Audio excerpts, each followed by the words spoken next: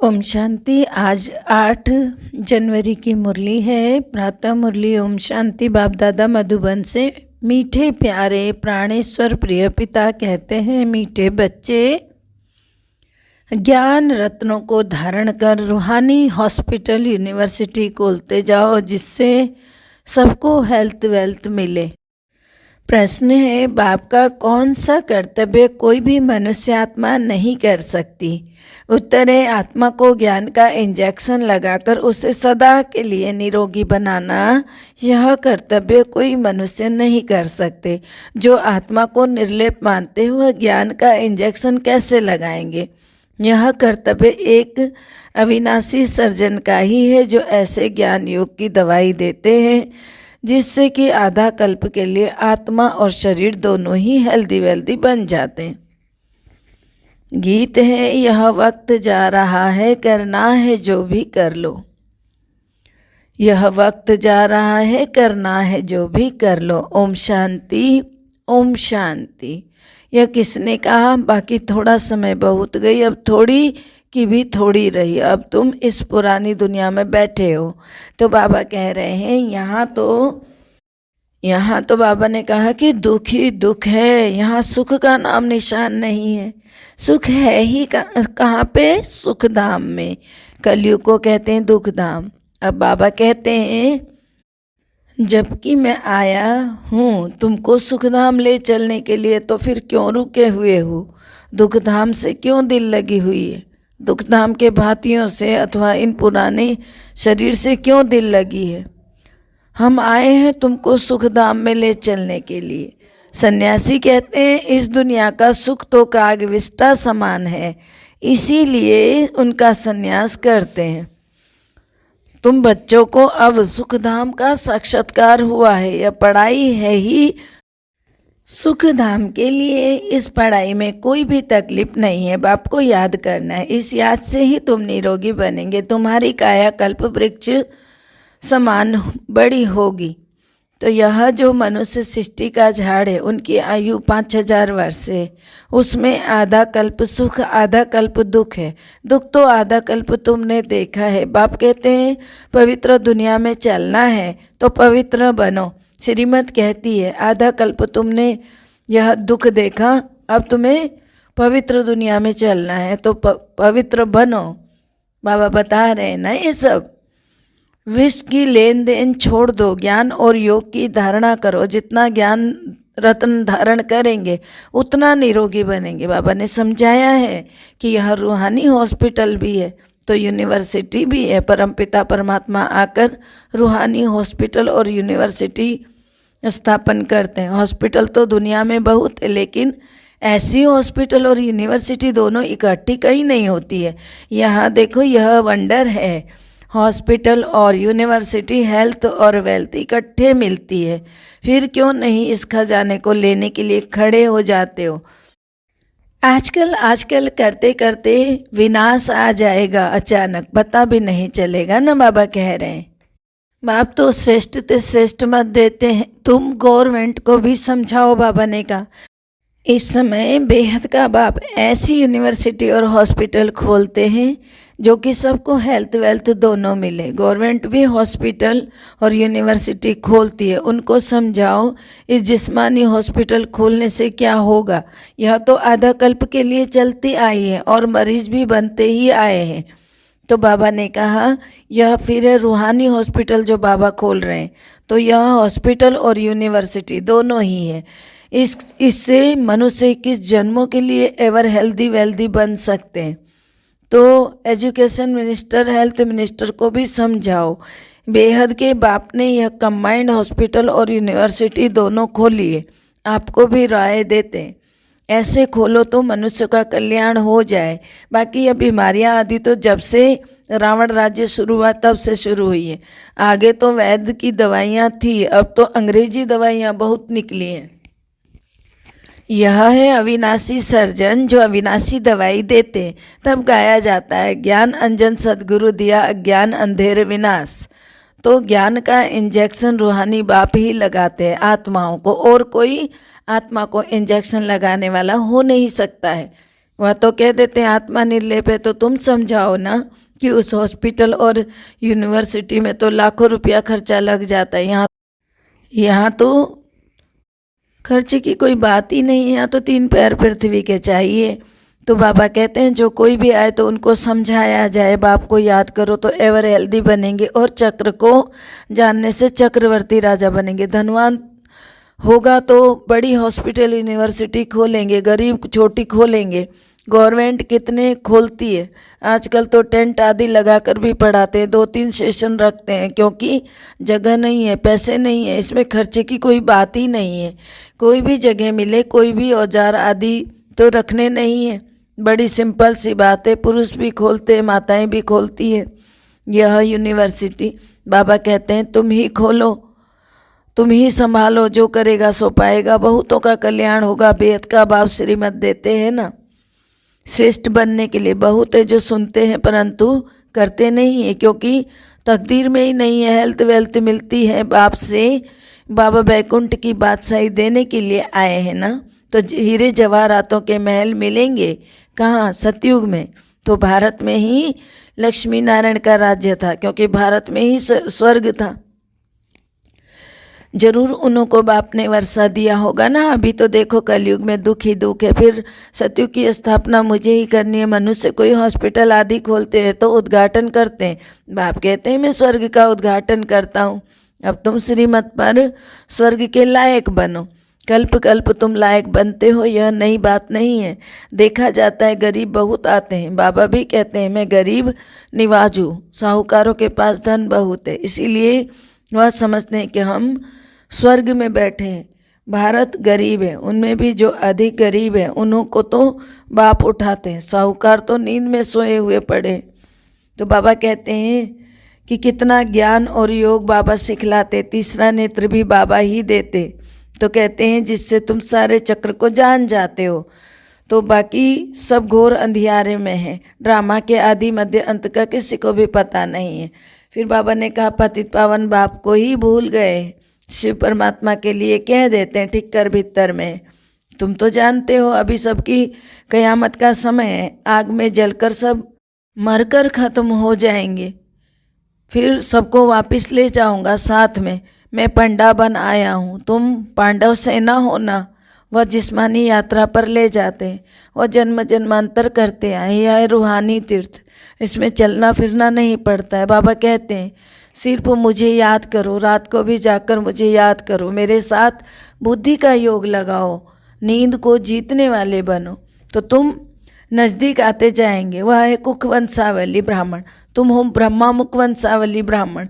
अभी तुम रूहानी यात्रा पर तत्पर हो, तुम्हें पवित्र रहना है। वो ब्राह्मण लोग खुद ही अपवित्र है तो औरों को पवित्र बना ना सके, तुमको तो पवित्र रहना है। रुद्र ज्ञान यज्ञ में पवित्र ब्राह्मण ही रहते हैं। वह ब्राह्मण लोग भल मंदिरों में रहते हैं, नाम है ब्राह्मण, तो देवताओं की मूर्ति को हाथ लगा सकते हैं और उनको स्नान भी कराते हैं, परंतु वह पतित है। बाकी और जो मनुष्य मंदिर में जाते हैं वह अगर नाम के ब्राह्मण नहीं है तो उनके हाथ लगाने नहीं देते। अगर वो नाम के ही ब्राह्मण ना हो तो औरों को हाथ लगाने नहीं देते। वो ब्राह्मणों का मान बहुत है, परंतु है तो पतित विकारी, कोई कोई ब्रह्मचारी होते हैं। बाप आकर समझाते हैं सच्चे सच्चे ब्राह्मण ब्राह्मणियाँ वह है जो 21 कुल का उद्धार करे। कन्या अगर उद्धार करती होगी तो उनके माँ बाप भी तो होंगे ना। तो यह तो माँ बाप सिखलाते हैं तुम 21 पीढ़ी स्वर्ग के मालिक बन सकती हो। तो बच्चे जानते हैं बाबा है गुप्त, शिव बाबा ब्रह्मा द्वारा हमको सब राज समझाते हैं। या दादा तो धंधा आदि करता था ना, परंतु अब बाबा कहते हैं बहुत जन्मों के अंत के जन्म में आकर शिव बाबा ने प्रवेश किया है और इन द्वारा ही ज्ञान सुनाते।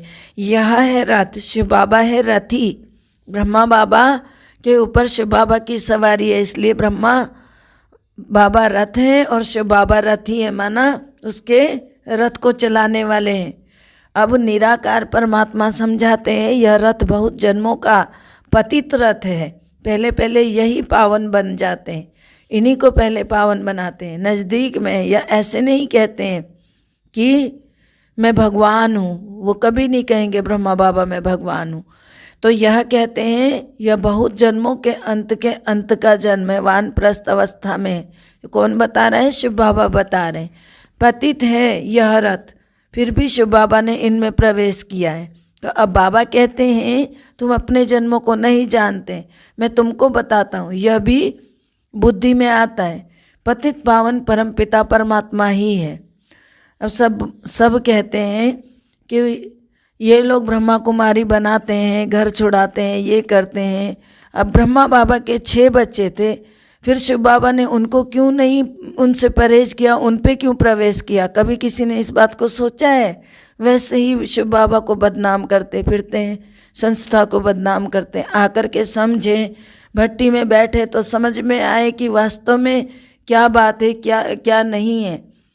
आते नहीं है, घर बैठे बैठे दूसरों की सुनी सुनाई बातें सुनकर बाबा को बदनाम करते। तो बाबा ने बताया ना कि मैं देखो इनके तन में आता हूँ, ये बहुत ज़्यादा पतित है, तभी तो मैं इनके तन में आया हूँ। अब पतित के तन में खुद आता हूँ कह रहे, अब इस बात को क्या कहेंगे सब? तो ये बातें सभी टीचर्स को भी समझाना चाहिए। ऐसा कुछ नहीं है कि यहाँ पर जो भी है, बाबा का जो नंबर 1 बनने वाला बच्चा है कहता है कि नहीं जी मुझे तो लक्ष्मी नारायण बनना है और पहले नंबर पे आना है, तो भैया उसी हिसाब से चलो। तो बाबा ने ये कहा, और बाबा ने किसी को भगाया नहीं। वो खुद से जब खुद की दिक्कतें पैदा हुई घर में और झेल नहीं सके तो खुद ही भाग कर आए। अगर इतना दम है तो घर में बैठ कर के भी इतना महान बन सकते थे, नहीं दम है तभी तो भाग कर आते हैं ना हम लोग। तो उस चीज़ को कोई नहीं समझता, उल्टा उल्टा लेते हैं। इसीलिए बाबा ने कहा तुम जानते हो, बाबा तो हमको बता रहे हैं कि तुम जानते हो बच्चे ये वानप्रस्थ अवस्था में पतित हैं, बाबा ने इसमें प्रवेश किया। बाबा आगे कहते हैं तुम अपने जन्मों को नहीं जानते हो, मैं तुमको बताता हूँ। ये बुद्धि में आता है कि पतित पावन परम पिता परमात्मा ही है, फिर वह बाप भी है, टीचर भी है, गुरु भी है, सारे ड्रामा के आदि मध्य अंत का राज भी समझाते हैं। तुम जानते हो बाबा हमको साथ ले जाएंगे, इस बाप टीचर गुरु की राय लेने से तुम उच्च पद पाएंगे। कितना अच्छी रीति बाबा समझाते हैं। कोई तो धारण करके श्रीमत पर चल शांति धाम को याद कर इस दुख की धाम को भूलते जाते हैं। बाबा ने कहा वही लोग फिर ऊंचा पद भी पाते हैं। तो जो श्रीमत पर नहीं चलते, नहीं मानते, वह तो फिर दुख पाते हैं, पद भी ऊंचा नहीं पाते हैं। बाबा कहते हैं सुख धाम और शांति धाम को याद करो, तो इस दुख को भूलते जाओ, अपने को अशरीरी समझो। हम वापस जा रहे हैं घर, बाबा लेने आए हैं। हर एक को अपना अपना पाठ रिपीट करना होता है। हर एक की आत्मा अविनाशी पाठधारी है ना। दुनिया में प्रलय होती नहीं है, यह दुख धाम है, फिर जाएंगे शांति धाम और सुख धाम में। या बुद्धि में स्वदर्शन चक्र चलता रहे और पवित्र रहो, स्वदर्शन चक्र चलाते रहो, बेड़ा पार हो जाएगा। तुम काल पर विजय पा रहे हो ना, वहाँ तुम्हारी अकाले मृत्यु नहीं होती है। जैसे सर्प पुरानी खाल छोड़ करके नहीं लेते हैं, वैसे तुम भी खाल बदल कर नहीं ले लेंगे। ऐसी अवस्था यहीं बनानी है। बस हम यह शरीर छोड़ स्वीट होम में जाएंगे। हमको काल खा नहीं सकता है। सर्प का मिसाल वास्तव में सन्यासी दे नहीं सकते। भ्रमरी का मिसाल भी प्रवृत्ति मार्ग वालों का ही है। कहते हैं सेकंड में जीवन मुक्ति दे सकते हैं। जनक मिसल यह भी कॉपी करते हैं। जीवन मुक्ति में दोनों ही चाहिए, वह सन्यासी जीवन मुक्ति कैसे दे सकते हैं? अब बाबा कहते हैं चलो वापस मुझे याद करो तो विकर्म विनाश होंगे, नहीं तो बहुत सजा खाएंगे और पद भी भ्रष्ट होगा। अंत में कोई की याद आई तो फिर पुनर्जन्म तो लेना ही है। यह है योग से हेल्थ और ज्ञान से वेल्थ। सेकंड में जीवन मुक्ति इसको कहा जाता है। फिर इतने पैसे बर्बाद करने भटकने आदि की क्या दरकार है? इसीलिए हेल्थ मिनिस्टर एजुकेशन मिनिस्टर को समझाओ, तुम यह हॉस्पिटल और यूनिवर्सिटी खोलो। बाबा समझा रहे हैं कि हेल्थ मिनिस्टर को एजुकेशन मिनिस्टर को समझाओ, तुमको बहुत इससे फ़ायदा होगा जो तुम ये यूनिवर्सिटी कम हॉस्पिटल खोलोगे तो बाबा ने कहा जो करेगा सो पाएगा। साहूकारों का काम है साहूकारों का उद्धार करना। तो गरीब ही वर्षा लेते हैं। बाकी जो करोड़पति हैं उनके लिए कहा हुआ है, किसकी दबी रहेगी धूल में, किसकी राजा खाए, पिछाड़ी में आग लगेगी, सब खत्म हो जाएगा। तो पिछाड़ी में लगेगी आग, सब खत्म हो जाए। किनकी दबी रहेगी धूल में, किनकी राजा खाए, और पिछाड़ी में आग लगेगी तो सब खत्म हो जाए। बाबा बोले क्यों न विनाश के पहले कुछ कर लो तो कुछ पद भी मिलेगा। मरना तो है ही, ड्रामा का अंत भी होना है। बाबा कितना अच्छी रीति समझा रहे हैं। नदियाँ तो चक्र लगाती रहती हैं, बाकी ब्रह्मपुत्र तो यह ब्रह्मा ठहरा। ज्ञान की नदियाँ हैं तो सब जगह चक्कर लगाती हैं, लेकिन ब्रह्मपुत्र जो ये ब्रह्मा है, ये तो ब्रह्मा है, मम्मा है सरस्वती, बाकी है ज्ञान की गंगाएं। पानी की गंगाएं पावन कैसे बनाएंगी? पानी से पावन बनते तो आज सारी दुनिया इतना नहाने जाती है, स्नान करने, वो ठीक नहीं हो जाते सारे, कुछ नहीं होता है, सब बाहर का ढोंग आडंबर है, कुछ भी नहीं है। पानी की गंगाएं पावन कैसे बनाएंगी? वह कोई मेला नहीं है, यह है सच्चा मेला जो परमात्मा और आत्मा मिलते हैं। जीव आत्माएं परमात्मा से मिल रही हैं। बाप कहते हैं आत्मा परमात्मा अलग रहे बहुकाल। अभी जब आत्मा का मेला परमात्मा से है, मिलन का मेला, तो परमात्मा ने भी जीव का लोन लिया है ना, ब्रह्मा बाबा के शरीर का।